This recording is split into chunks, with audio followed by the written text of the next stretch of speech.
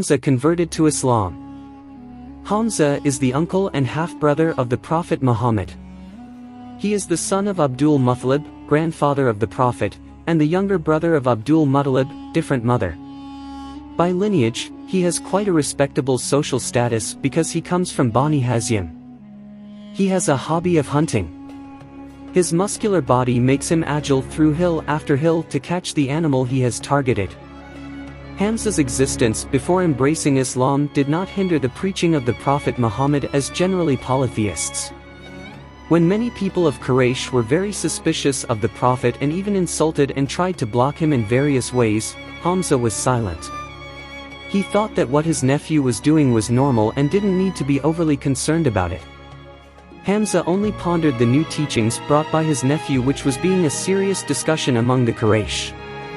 Days went by, the Quraysh people were getting serious about making every effort to thwart the preaching of the Prophet Muhammad. Hamza himself was surprised by his nephew's fortitude in facing the stubborn Meccan people. Until one time Abu Jahl accidentally met the Prophet on the hill of Safa and abused him to his heart's content. The Prophet was silent and did not respond at all. This of course made Abu Jahl angry because he felt his efforts were in vain. Not satisfied with what he was doing, Abu Jahl grabbed a rock and hit the Prophet's head with it. Abu Jahl then immediately moved closer to the Quraysh gathering. At the same time Hamza had just returned from his hunt carrying a bow. She was told by Abdullah bin Jaddan's slave girl, who happened to witness the incident, about what her niece had just experienced. Hearing the news, Hamza immediately looked for Abu Jahl to exact revenge. With a face full of anger, he finally managed to find the whereabouts of the person he was looking for and taught Abu Jahl a lesson. Next, let's look at the history quoted by Safiruddin al-Mubarakuri in Arak al-Maktum. Meaning, as soon as Hamza entered the mosque, he stood near Abu Jahl's head and said, "O yellow-bottomed person, do you dare to insult my brother? Yet I have followed his religion."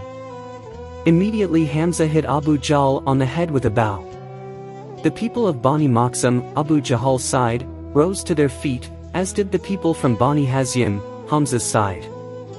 Thanks to his defense, Hamza received guidance and embraced Islam, to be precise in the month of Dhul-Hijjah, the end of the 6th year of prophethood. Safiruddin al-Mubarakuri, Arak al-Maktum, 2016, 68. Umar converts to Islam. Before embracing Islam, Umar was known as the person who was most hostile to the Prophet because he did not like the new teachings he brought because they were considered to divide the Quraysh. His violent temperament made him feared by anyone. With a drawn sword, he headed for the house of Arqam bin Abi al-Arqam. His intention was stopped for a moment, when he met Nu'aym bin Abdullah and Naim al-Adawi. In another narration it is stated that he met someone from Bani Zara or Bani Maksum.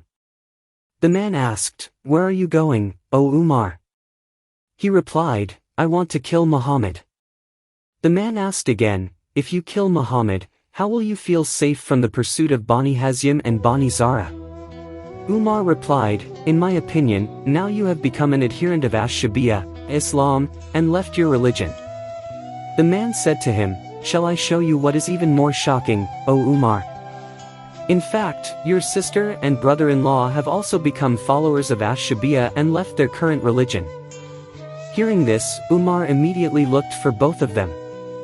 When he got there, he found Khabbab bin al-Arat, who was carrying a sheet with verses from the Quran and reading it to Umar bin Khattab's sister and brother-in-law.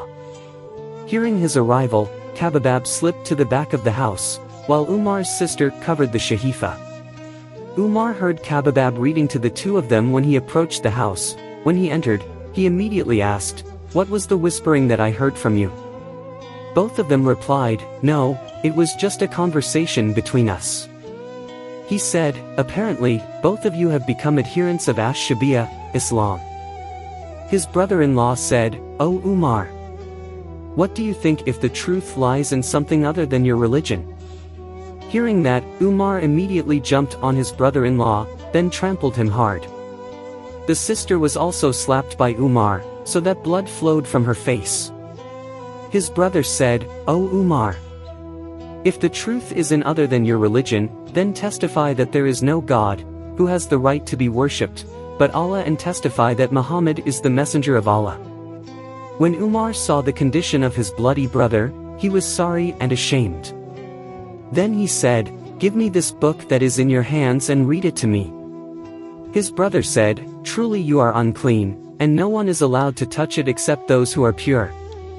Therefore, get up and wash." Then he took a shower, then took the book and read Surah Taha verse 14. After reading it, he said, "How beautiful and glorious this word is.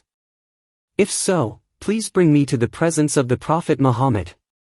When Khabbab heard Umar's words, he came out of hiding saying, "O Umar, be happy, because in fact I hope you are the one referred to in the Prophet's prayer on Thursday night. O Allah, strengthen this Islam with one of the two people you love the most, Umar al-Khattab or Abu Jahl bin Hisham."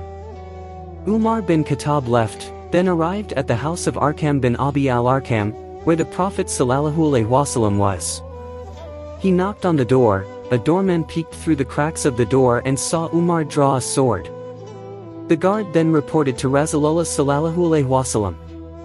The Prophet Muhammad ﷺ opened the door and he quickly took hold of Umar's clothes and sword hilt, then pulled it hard. The Prophet said, "Are you not going to stop from your actions, O Umar, until Allah humiliates you and inflicts a disaster like what happened to Al-Walid bin al-Mughira?" He was surprised and amazed at the fast movement and firmness of the apostle. Then he said, "I testify that there is no God, who has the right to be worshipped, but Allah, and you are the messenger of Allah."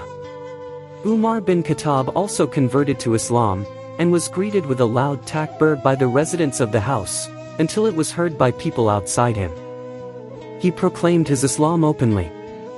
Umar himself came from the descendants of the Badi Thadi tribe, one of the tribes descended from the Quraysh, which was not very respected socially. So did his father, Khattab bin Nufail, an ordinary trader who was also not too prominent.